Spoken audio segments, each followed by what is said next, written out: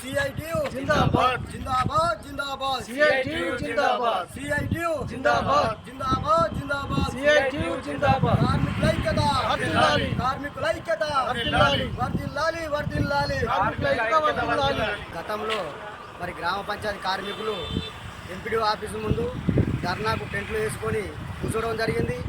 అట్టి ధర్నాలో మరి కాంగ్రెస్ ప్రభుత్వం నాయకులు మరి టెంట్ల కిందకి వచ్చి అయ్యో పాపం నా పిల్లలకు ఇంత తక్కువ జీతంతో పనిచేస్తున్నారా, వాళ్ళు పొద్దున 5 గంటలకు మొదలు పెడితే సాయంత్రం 5 గంటల దాకా కూడుకు మనకు సేవ చేస్తున్నారు, వీళ్ళకు తగినట్టు జీతం ఇస్తాము, మమ్మల్ని పర్మనెంట్ చేసేదానికి మేము సిద్ధంగా ఉండి మేము అసెంబ్లీలో పోరాడతాము, మా గవర్నమెంట్ వచ్చినట్టయితే మీకు పర్మనెంట్ చేస్తామని చెప్పిన గవర్నమెంటు ఈరోజు మా జీతాలకై చలో హైదరాబాద్ ప్రోగ్రాం ఇందిరా పార్క్లో ధర్నా నిర్వహిస్తే రాత్రి 9:30 గంటల రాత్రికి వచ్చి పోలీసు వాళ్ళు మమ్మల్ని అరెస్ట్ చేసి జైల్లో పెట్టడం జరిగింది.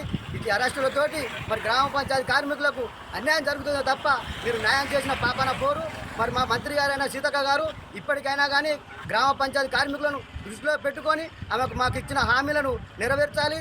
వెంటనే గ్రామ పంచాయతీ కార్మికులకు 26,000 రూపాయల జీతం ఇచ్చుకుంటూ PF ESI సౌకర్యం కల్పించాలి, మాకు ఇన్సూరెన్స్ సౌకర్యం కల్పించాలి. ఇచ్చినట్టయితే మేము రాబోయే రోజులలో పని చేసుకుంటూ పోతాం. ఒకవేళ లేనట్టయితే రాబోయే రోజులలో చాలా రువ్వెత్తున మేము ముందుకు వెళ్ళి రాస్తా రోగాలు ధర్నాలు నిర్వహిస్తామని తెలుపుతున్నాం. వీణవంక మండల్ కండే సజాయ జిల్లా మెంబర్.